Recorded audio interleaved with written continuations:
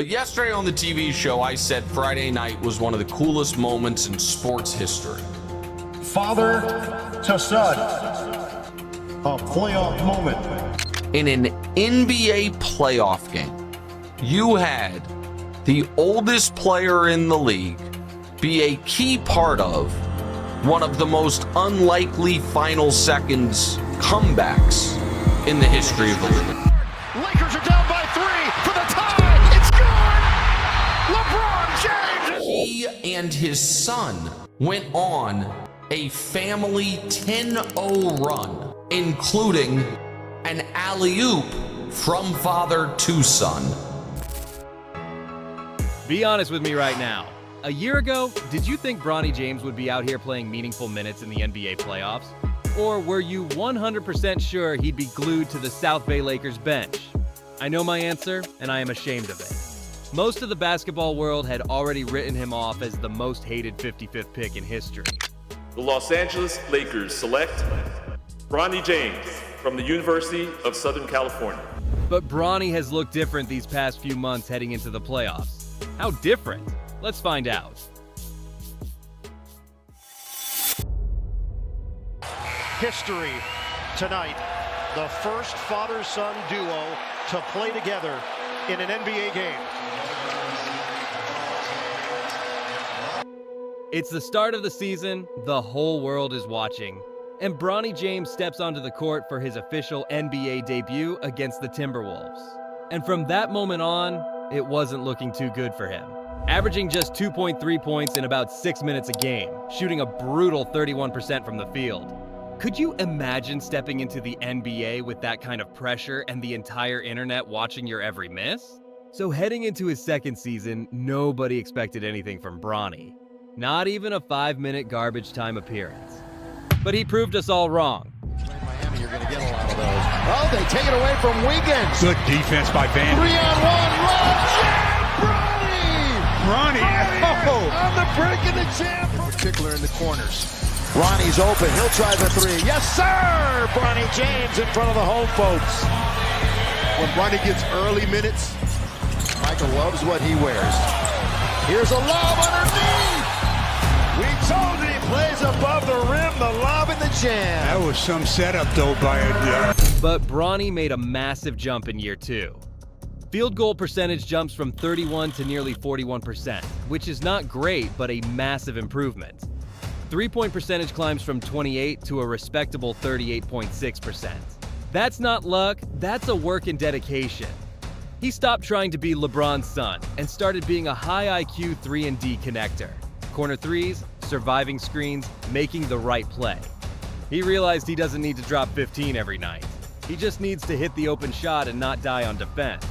With that momentum, Bronny stepped into the playoffs and showed the world he can actually play some real basketball. Shout out to Bronny. So much criticism for Bronny over the course of his career. He's been the 13th to 15th man all year, and he's playing giving great playoff minutes. Playing great playoff basketball. So you gotta give him a lot of credit. And man, how dope is it to see a man and his son playing in the playoffs together?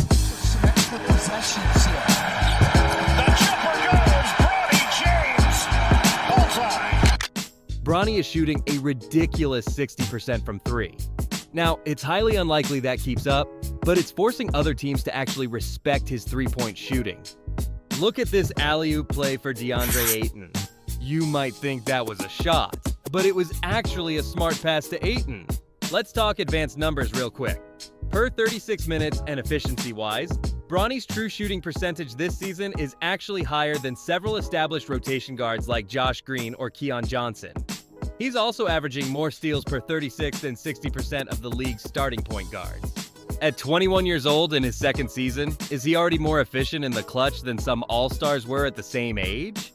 The numbers say yes, and that's the outlier nobody's talking about. And let's not forget the history they just made. Bronny and LeBron are officially the first father-son duo to play and win a playoff game together. That stat might never be broken. Now, hear this.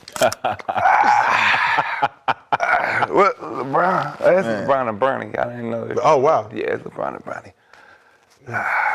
that the Bronny that outscored the Rockets bench? Yeah. Okay, game. That was that. Okay. Same Bronny. Yes, you heard that right. In just 9 minutes of play, Bronny dropped 5 points on perfect shooting, hitting a 3 and finishing a historic reverse layup off a lob from his dad, LeBron.